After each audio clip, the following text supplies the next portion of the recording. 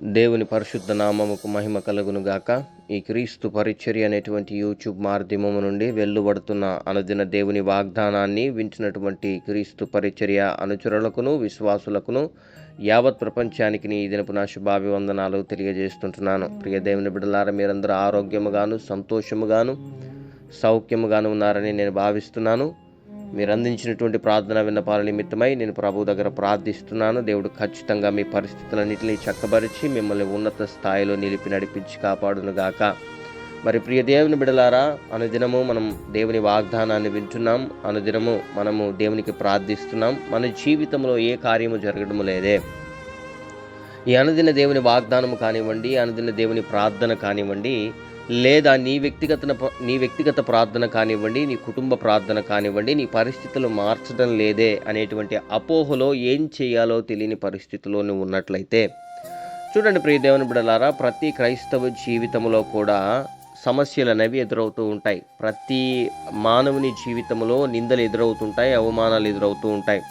కానీ నిజ క్రైస్తవుడు అనేటువంటి వ్యక్తి ఇదిగో దేవుని ఎరిగిన తర్వాత, రక్షణ బాప్తీసు మార్గంలోకి అతను అడుగుపెట్టిన తర్వాత, తద్వారా తన జీవితాన్ని దేవుని చేతికి అప్పచెప్పి దాన్ని నడిపించడానికి గల సమర్థుడు ఆయన మాత్రమే గుర్తెరిగి ముందు కొనసాగిపోతుంటున్నప్పుడు, కొన్ని సందర్భాల్లో దుష్టుడు తన దుర్బుద్ధి చేత, తన దుష్ట వైఖరి చేత మన జీవితాల్లో శ్రమలను అనుమతిస్తూ ఉంటాడు. అవి దేవుడు అనుమతించాడని, లేదా దేవుడు నిన్ను పరీక్షిస్తున్నాడని ఇతరులు, లోకంలో ఉన్న వాళ్ళు, లేకపోతే లోక ఆశలతో ఎంజాయ్ చేస్తున్నటువంటి వారిని నీకు చూపించి, ఇదిగో నామకే వాస్తిగా ఉన్నటువంటి వాడు ఆనందముగా సంతోషముగా ఇదిగో రెట్టింపు ఘనత నుండి జీవిస్తున్నాడు. నిజమైన దేవుడిని ఎరిగినటువంటి నీవు, విశ్వాసములో ఉన్నటువంటి నీవు, ప్రార్థనలో ఉన్నటువంటి నీవు, క్రైస్తవంలో ఉన్నటువంటి నీవు, క్రీస్తుని దేవుడిగా అంగీకరించినటువంటి నీ జీవితంలో మాత్రము ఏడుపు, దుఃఖము, భయంకరమైనటువంటి అవమానాలు, నిందలు, శ్రమలు, అప్పుల బాధలు, అనారోగ్య పరిస్థితులు ఇవి ఉన్నాయి. ఎందుకని?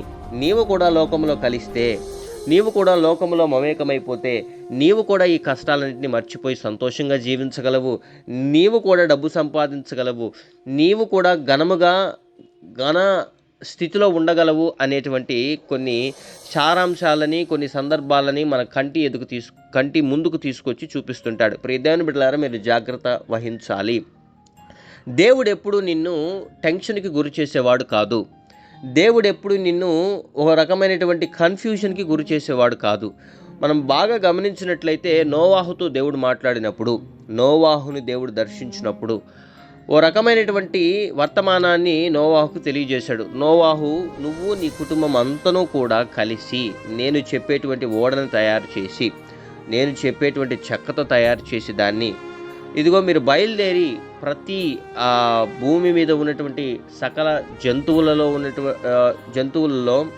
మీరు 2 జతల్ని తీసుకొని బయలుదేరండి. మీరు బయలుదేరిన తర్వాత ఈ భూమి మీదకి నేను ప్రళయాన్ని రంపించబోతున్నాను, ఈ భూమిని వర్షపాతము చేతను, నీటి చేతను నేను నాశనము చేయబోతున్నానని చెప్పినప్పుడు, నోవాహు ఆ మాటలను విని గ్రహించి ఓడను తయారు చేశాడు. జనము దగ్గరికి వెళ్ళి చెప్పాడు, ఈ రకంగా ఉపద్రవం రాబోతుంది, మీరందరూ బ్రతకాలి అంటే నాతో పాటు ఓడలోకి ఎక్కండి అని. ఏ ఒక్కరూ మాట వినలేదు. సరే, తర్వాత ఏం జరిగిందో మనకు అందరికీ తెలుసు. కానీ దేవుడు చెప్పినటువంటి ఒక డేటు, కొన్ని దినాలు ఫిక్స్ చేశాడు అనమాట. ఒక నిర్దేశ సమయమును దేవుడు ఫిక్స్ చేసినప్పుడు ఆ డేస్ గడుస్తూ వస్తున్నాయి అని కూడా ఆ కాలంలో తెలుసుకోవడానికి కష్టంగా ఉండేది. చూడండి, నోవాహు బయటకు వచ్చిన తర్వాత పావురాన్ని విడిచిపెడతాడు. పావురాన్ని విడిచిపెట్టిన తర్వాత అది ఒక ఒలీవ కొమ్మ చిగురుని కట్ చేసుకుని తీసుకొని వస్తుంది. తీసుకొచ్చినప్పుడు ఆ ఒలీవ కొమ్మ అనేది దేనికి సాదృశ్యం అంటే సమాధానం, శాంతి, పీస్కి సాదృశ్యం. అది అంటే శాంతికి సాదృశ్యం.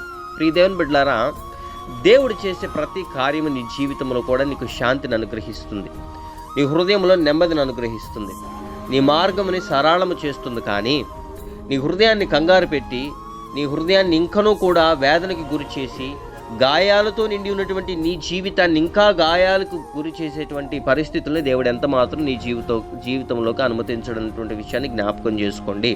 ఈ దినాన ఏదో పరిస్థితుల్లో ఇరుక్కొని పోయి ఏం చేయాలో తెలియని స్థితిలో అలమటిస్తూ, రోధిస్తూ, ఎట్లు ముందుకు వెళ్ళాలో తెలియక ఈ వాక్యాన్ని వింటున్న ప్రియ సహోదరి సహోదరుడా, ఈ మాట నీకే.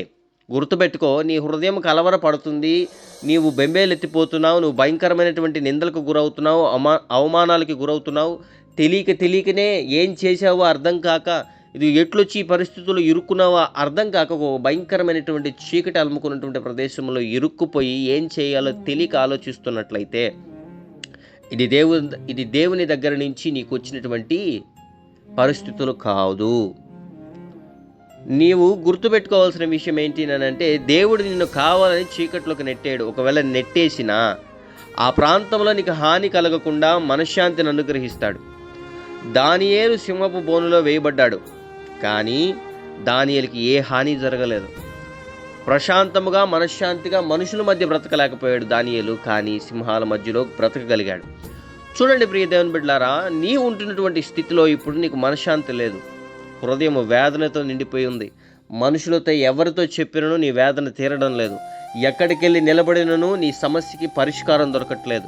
ఇది ఏం చెయ్యాలన్నను నీ జీవితంలో ఓ రకమైనటువంటి చేదైన అనుభవాలని, ఏది తలపెట్టినను అందులో నష్టమే కలుగుతుంది, కానీ నీకు లాభం కలగట్లేదు.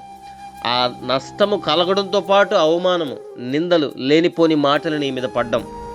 గుర్తుపెట్టుకో, దేవుడు ఒకవేళ నిన్ను సపరేట్ చేశాడు లోకం నుంచి, మనుషుల నుంచి, లేదా కొన్ని ప్రాంతాల నుంచి నిన్ను దేవుడు సపరేట్ చేశాడు అని అంటే ఆయన నిన్ను బ్లెస్ చేస్తాడని అర్థమే, కానీ నిన్ను శాపానికి గురి చేస్తాడని కానీ, లేకపోతే నిన్ను అవమానానికి గురి చేస్తాడని కానీ, లేదా నిన్ను నిందలకి గురి చేస్తాడని కానీ ఎంత మాత్రము కానే కాదు.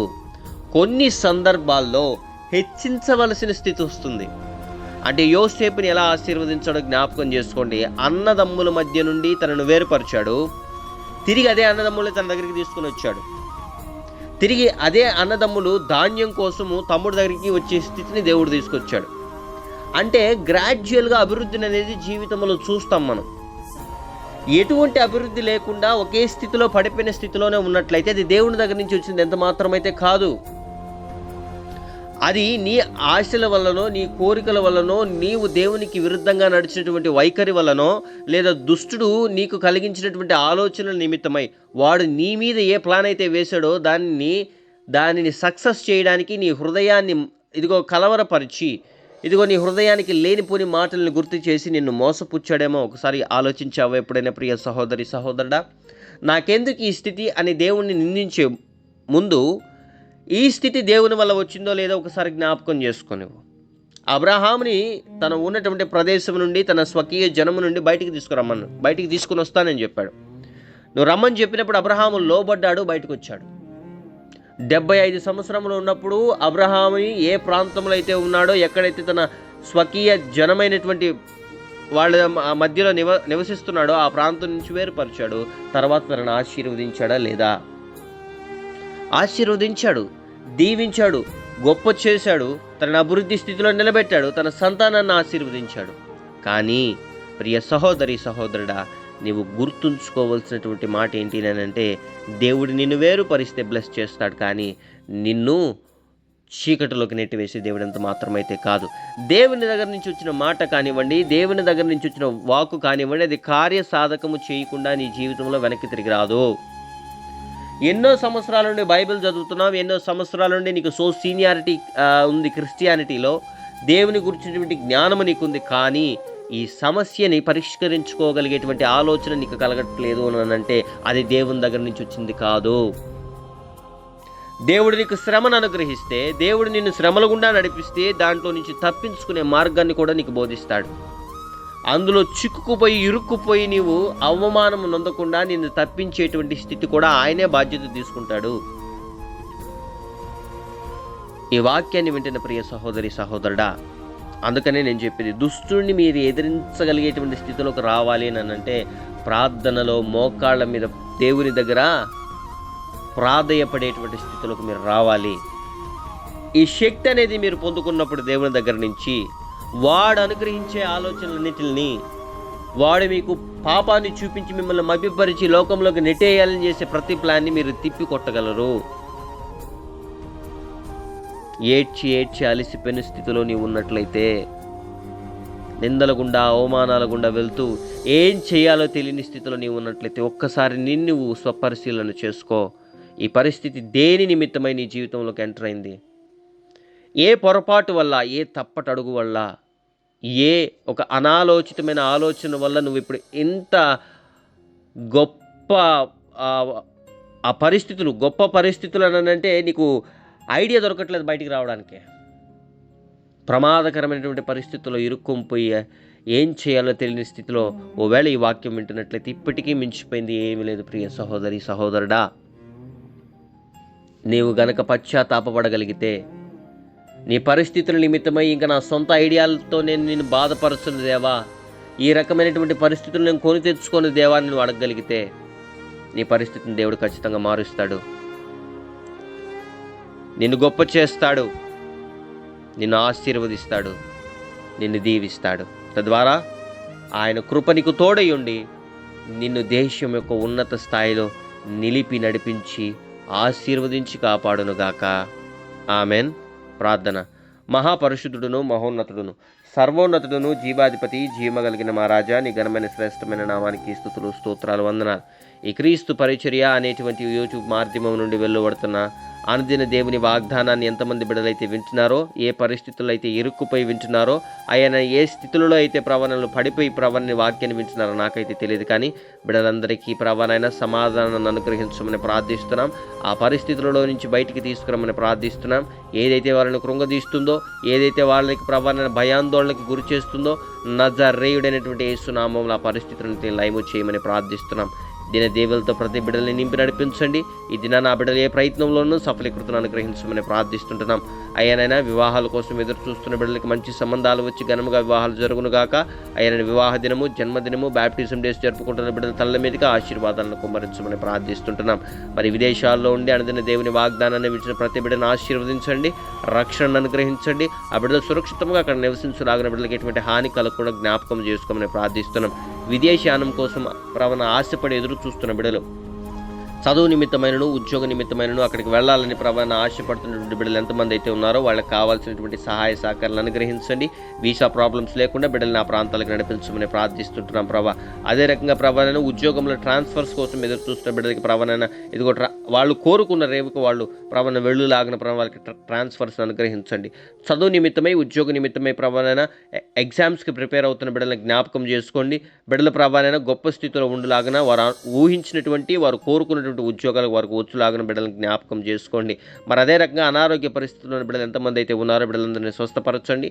దీర్ఘకాలపు వ్యాధులు ఏ ఉన్ననూ ప్రవణ ఆ పరిస్థితులన్నిటి నుండి ప్రవణ బిడ్డలను విడిపించమని ప్రార్థిస్తున్నాం. అప్పుల బాధలలో, అవమానకరమైన పరిస్థితుల్లో ప్రవణ కోర్టు కేసుల్లో, తగాదాల్లో విడిపోయినటువంటి స్థితిలో ఉన్నటువంటి ప్రతి బిడ్డలను జ్ఞాపకం చేసుకుని లేవనెత్తండి, నడిపించండి, ఆశీర్వదించండి, దీవించండి, పోషించమని ప్రార్థిస్తున్నాం. ఈ దిన దీవులతో ప్రతి బిడ్డలని నింపి నడిపించండి, సారవంతమైనటువంటి స్థితిలోకి బిడ్డలను తీసుకురమ్మని అయ్యా స్తుతి, ఘనత, మహిమ, ప్రభావాలను నీకే ఆరోపిస్తూ ఈ క్రీస్తు పరిచర్యని యూట్యూబ్ ఛానల్ని సబ్స్క్రైబ్ చేస్తున్నటువంటి సబ్స్క్రైబర్స్ కానివ్వండి, అయ్యానైనా ఇదిగో లైక్ చేస్తున్నటువంటి వారు, అనుదిన దేవుని వాగ్దానాన్ని అనేక మందితో షేర్ చేస్తున్న బిడ్డలు ఆశీర్వదింపబడి దీవింపబడుదురుగాక. ఆయా కృప సమాధానం బిడ్డలకి తోడునేడుగా ఉండి ప్రవలన వారిని గొప్ప వారిని చేసి ఆశీర్వదించి నడిపించి కాపాడమని స్తుతి, ఘనత, మహిమ, ప్రభావాలు నీకే ఆరోపిస్తూ యేసయ్య అతి పరిశుద్ధమైన నామమున ఈ ప్రార్థన విన్నపములు అడిగి పొందుకుని ఉన్నాం మా ప్రియ పరలోకపు తండ్రి. Amen, amen, amen. Praise the Lord. May God bless you all.